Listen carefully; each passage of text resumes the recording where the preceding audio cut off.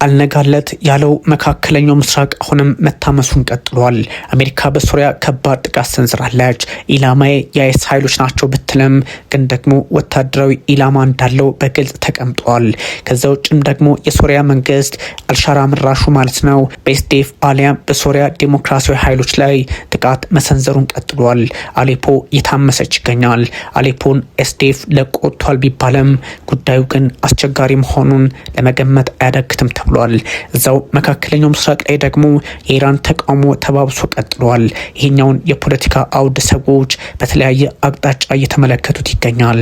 የአሜሪካና የአጋር ሀገራት ኃይሎች በሶሪያ በሚገኙ የኢስላሚክ ስቴት ወይም ደግሞ አይኤስ ወታደራዊ ኢላማዎች ላይ መጠነ ሰፊ ጥቃት ላርጅ ስኬል መፈጸማቸውን የአሜሪካ ማዕከላዊ እዝ በመካከለኛው ምስራቅና በኤዥያ አካባቢ እንደዚሁም በሰሜን አፍሪካ የሚንቀሳቀሰው ሴንትኮም ማስታወቁን የተለያዩ መገናኛ ብዙሃን እየዘገቡት ይገኛል። ፕሬዚዳንት ዶናልድ ትራምፕ ቀጥተኛ ትዕዛዝ ሰጥተውበታል ተብሏል። የቅዳሜው ጥቃት ኦፕሬሽን ሆካይ ስትራይክ የተባለ ዘመቻ አካል እንደመሆኑ መጠን እጅግ አስቸጋሪን ጊዜ አካባቢው እንዳሳለፈም ተወስቷል። ማዕከላዊ እዙ ሴንትኮም በኤክስ ገጹ ላይ ያጋራው መረጃ ጥቃቱ የተፈጸመው አይኤስ በታህሳስ መጀመሪያ በሶሪያ የሚገኙ 2 የአሜሪካ ወታደሮችን ሕይወት መቅጠፉን እንደዚሁም ደግሞ አንድ አገልጋያቸው መሞቱን ተከትሎ እንደሆነ ለዛ አጽፋ ስለመሆኑም ለማስቀመጥ ሞክረዋል። ጥቃቶቹ የተፈጸሙት ሽብርተኝነትን ለመዋጋት ነው ተብሏል።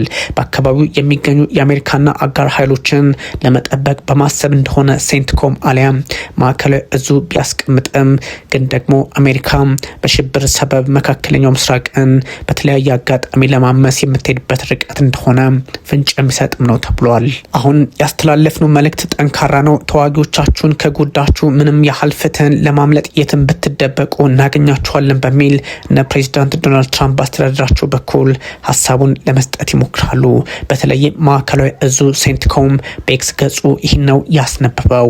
ጉዳዩ በቀላሉ የሚታይ አይደለም። ከ20 በላይ ተዋጊ አውሮፕላኖች ተሳትፎበታል። በዘመቻው ከ90 በላይ ትክክለኛ ኢላማቸውን የመቱ ተተኳሾች ፕሪሲሽን የሚባለው በ35 ኢላማዎች ላይ መተኮሳቸውን አንድ ባለስልጣን መናከሩን ቢቢሲ ዘግቧል። ቢቢሲ በእርግጥ ከሲቢኤስ ኒውስ የራሱ አጋር ነው በአሜሪካ ምድር የሚገኘው። ከሱ ባገኘው መረጃ መሰረት ሀሳቡን ይፋ አድርገዋል። ኤፍ-15 ኢኤስ 18 ኤሲ 130 ጄኤስ ኤምኪው 9ኤስ እና የዮርዳኖስ ኤፍ-16 ተዋጊ ጀቶች ወይም የጦር አውሮፕላኖች መሳተፋቸው ተነግሯል። ለዚህ አይነቱ አጋጣሚ ደግሞ በእርግጥም ቀጠናውን ፈተናውን ሊያበዛበት ይችላል ተብሏል። አሜሪካና አጋሮቿ እነዚህን ጥቃቶች የፈጸሙባቸው ትክክለኛ ስፍራዎች ምን ያህል ጉዳት እንደደረሰ የዜና እስከተጠናከረ ድረስ በግልጽ ባይቀመጥም ጉዳዩ ግን እጅግ ውስብስብ መሆኑን ለመገመት አያዳግትም ተብሏል። የአሜሪካው መከላከያ ሚኒስትር ወይም ደግሞ የጦር ሚኒስትር ፔት ሄግሴት ቅዳሜ የተሰጠው ምላሽ ግልጽና ግልጽ ነው ብለዋል። ወታደራዊ እርምጃ በኤክስ ገጻቸው ላይ ባሰፈሩበት ጽሁፋቸው ነው ይናሉት። መቼም አንረሳም፣ መቼም አይደክመንም በሚል ሀሳባቸውን ሰጥተዋል። ያ ማለት ለጠላቶቻችን አንተኛም ነው ጉዳዩ። የትራምፕ አስተዳደር ኦፕሬሽን ሆካይ ስትራይክ የተባለውን ዘመቻ ለመጀመሪያ ጊዜ ይፋ ያደረገው ታህሳስ ላይ እንደነበር የሚዘነጋ አይደለም። ይህ ዘመቻ የተጀመረው የአይኤስ ታጣቂዎች መካከለኛው የሶሪያ ክፍል በምትገኘው ፓልሚራ ከተማ የፈጸሙትን ድንገተኛ ጥቃት ተከትሎ እንደሆነ መረጃው ይጠቁማል። 2 የአሜሪካ ወታደሮችና አንድ ሲቪል ማለትም በትርጉም ስራ የተሳተፈ ህይወታቸውን ማጣታቸው የሚዘነጋ አይደለም። ፕሬዚዳንት ዶናልድ ትራምፕም ትዕዛዛቸውን ያስተላለፉት ከዚህ አንጻር ነው። የጦር ሚኒስትሩ አሊያም የፔንታጎኑ ኃላፊ ፔት ሄግሴት የዚህን ዘመቻ መጀመር ይፋ ባደረጉበት ሰዓት የጦርነት ጅማሮ ሳይሆን የበቀል አዋጅ ነው በሚል ሀሳብ መስጠታቸውም እንደዚሁ የሚታወስ ነው። በተለያየ አጋጣሚ አሜሪካ ጉዳዩን መፍትሄ መስጠት ሲገባት ጫና እየፈጠረች ነው በሚል ትችቶች እንደዚሁ እየበረቱባት ነው። ፕሬዚዳንት ዶናልድ ትራምፕ ግን እኛን ያጠቃ ሁሉ ምላሹ ምን እንደሆነ ማወቅ አለበት የሚል አቋም እንዳላቸው ይታወቃል። የመከላከያ ሚኒስትሩ ሀሳብም ከዛ የተቀዳ እንደሆነ ተጠቁሟል። ማዕከላዊ እዙ ወይም ደግሞ ሴንትኮም ከቀዳሚው ጥቃት በፊት የአሜሪካ ኃይሎች ታህሳስ 11 እስከ ታህሳስ 20 ባሉት ጊዜያት በፈጸሟቸው 11 ጥቃቶች 25 የሚሆኑ የአይኤስ ሰዎች ህይወታቸውን አጥተዋል በሚል አስቀምጠዋል። ማዕከላዊ እዙ በዚህ ልክ ቢያስቀምጠውም ሁኔታው ግን በተለየ መንገድና አቅጣጫ ከፖለቲካውም ከወታደራዊ አስተላለፉም አንጻር መታየት ጀምረዋል። የዘመቻው የመጀመሪያ ተልዕኮ በተፈጸመ ታህሳስ 2018 ዓ.ም በአይኤስ ቡድን ላይ ከፍተኛ ጥቃት የተፈጸመው በአሜሪካና በዮርዳኖስ ኃይሎች እንደሆነ ይታወሳል ሲል እንደዚሁ ቢቢሲ ዘግቦታል። የሁለቱ አገራት ኃይሎች የጦር ጀቶች አሊያም ተዋጊ ጀቶች ጥቃት አዳሽ ሄሊኮፕተሮችና መድፎችን በመጠቀም በመካከለኛው ሶሪያ ፓልሚራ አካባቢ ጥቃት መሰንዘራቸው የሚታወስ ነው። ከ70 በላይ የተለያዩ ኢላማዎች ላይ ጥቃት እንደፈጸሙም ተነግሯል።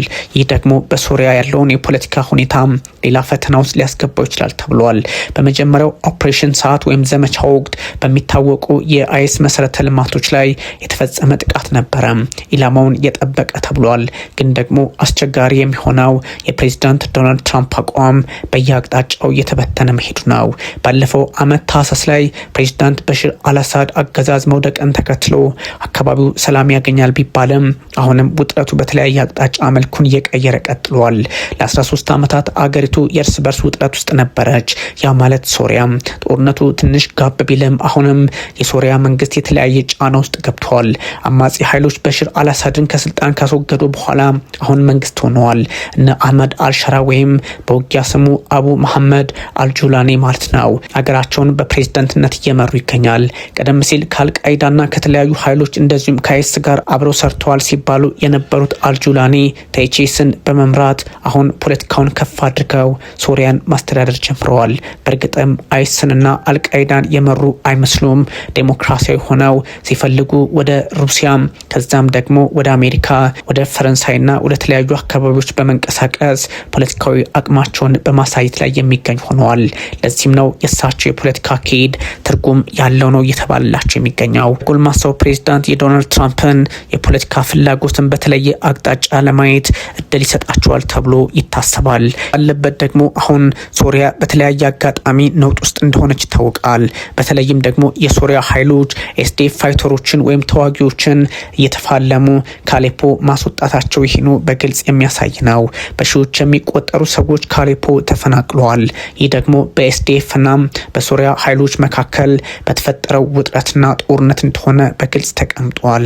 ታዲያ ይሄኛውን የፖለቲካ አውድ መፍታት የሚችሉት ፕሬዝዳንት ዶናልድ ትራምፕ አብረው ከአልጁላኒ ወይም ደግሞ ከአልሸራ ጋር በመስራት እንጂ የተለያየ የፖለቲካ መንገድን በመከተል እንዳልሆነ እየተነገረ ነው። መካከለኛው ምስራቅ አርፎ አያውቅም የሚባለውም አሁን ያለውን የፖለቲካ ውጥረትም ታሳቢ ሲደረግ እንደሆነ የፖለቲካ ተንታኞች ያስቀምጣሉ። እዛው መካከለኛው ምስራቅ በኢራን ላይ ከፍተኛ ተቃውሞ ተቀስቅሷል። ህዝቡ ከፍተኛ ተቃውሞ ከማስነሳቱን በስተቀር እና አያቶላ አሊ ሀመኒ ምን አስባችሁ ነው ይህን የምታደርጉት በሚል እርምጃቸውን ጠንከር ሊያደርጉ እንደሚችሉ እየተነገረ ነው። ኢራናውያን ተቃውሟቸውን ማጠናከራቸው ደግሞ በዚህም አጋጣሚ እስራኤልና አሜሪካም ለመግባት እድሉ ይኖራቸዋል በሚል ሀሳቦች እየተጋሩ ነው። ለዚህም ደግሞ ፕሬዝዳንት ዶናልድ ትራምፕ ወታደራዊ እርምጃ ልንወስድ እንችላለን ብለዋል። እንደውም ዎል ስትሪት ጆርናል እንዳስነበበው ፕሬዝዳንት ዶናልድ ትራምፕ ድጋሚ ኢራንን ለመምታት ሀሳቡ አላቸው በሚል መረጃ ከአሜሪካ ፖለቲከኞች አገኘው በሚል ሀሳቡን አካርተዋል። ኢራናውያን ተቃውሟቸውን ማሰማት ሲቀጥሉ የሶሪያ ውጥረት እንደዚሁ ሲቀጥል ፕሬዝዳንት ዶናልድ ትራምፕም በአይኤስስም መካከለኛው ምስራቅ ላይ ገብተው ማመስ ሲችሉ ወደ ኢራንም እንዳይሻገሩ ስጋቱ ከፍ ብሏል። ኢራናውያን የመንግስትን አዋጅ ጥለው ቅዳሜ ምሽት ተቃውሟቸውን ማሰማት መቀጠላቸው ወይም ደግሞ 14ተኛ ቀናቸው ላይ መሆናቸው በግልጽ ተቀምጧል። ብርቱ የፋርስ ህዝብ አሁን ተቃውሞውን በተለያየ አጋጣሚና አቅጣጫ እያሰራጩ ነው በሚል ዶናልድ ትራምፕ ሀሳባቸውን በማጋራት ላይ ይገኛሉ። ባለፉት 3 ቀናት ቢያንስ 100 ሰዎች ህይወታቸውን ሳያጡ እንዳልቀሩ እየተነገረ ነው። ታዲያ ፕሬዝዳንት ዶናልድ ትራምፕ ሰበብ አድርገው ከጠቅላይ ሚኒስትር ቤንያሚን ኔታንያሁ ጋር ተመካክረው ሊያደርጉት የፈለጉት አንዳች ጉዳይ አለ በሚል የቴህራን ፖለቲከኞች ንቃት ላይ ናቸው ተብሏል። ይህኛውን አጋጣሚ ደግሞ በተለያየ ፖለቲካዊ ስሌት ውስጥ ለማየትም እድሉ ይፈጥርላቸዋል። በህዝባዊ ተቃውሞ የተነሳው በኢራን ኢንተርኔት አገልግሎት እንዲቋረጥ መደረጉ ደግሞ የሚዘነጋ አይደለም።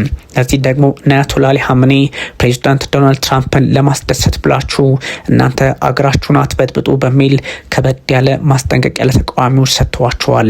የሀገሪቱ አቃቢ ህግ መሐመድ ሞሻሂድ አዛድ ቅዳሜ መልእክት ሰጥተዋል። ቅዳሜ መልእክት ሲሰዱ ደግሞ ትዕዛዙ ማንኛውም ተቃዋሚ የፈጣሪ ጠላት ነው፣ ይህ ደግሞ በሞት የሚያስቀጣ ወንጀል ነው በሚል ሀሳባቸውን ሰጥተዋል። የፈጣሪ ጠላት በሚል እንዴት ሀሳባቸውን ገለጹ በሚል ደግሞ እዛው ተቃዋሚዎቹ አደገኛ በሆነ መንገድ መራመድ ጀምረዋል።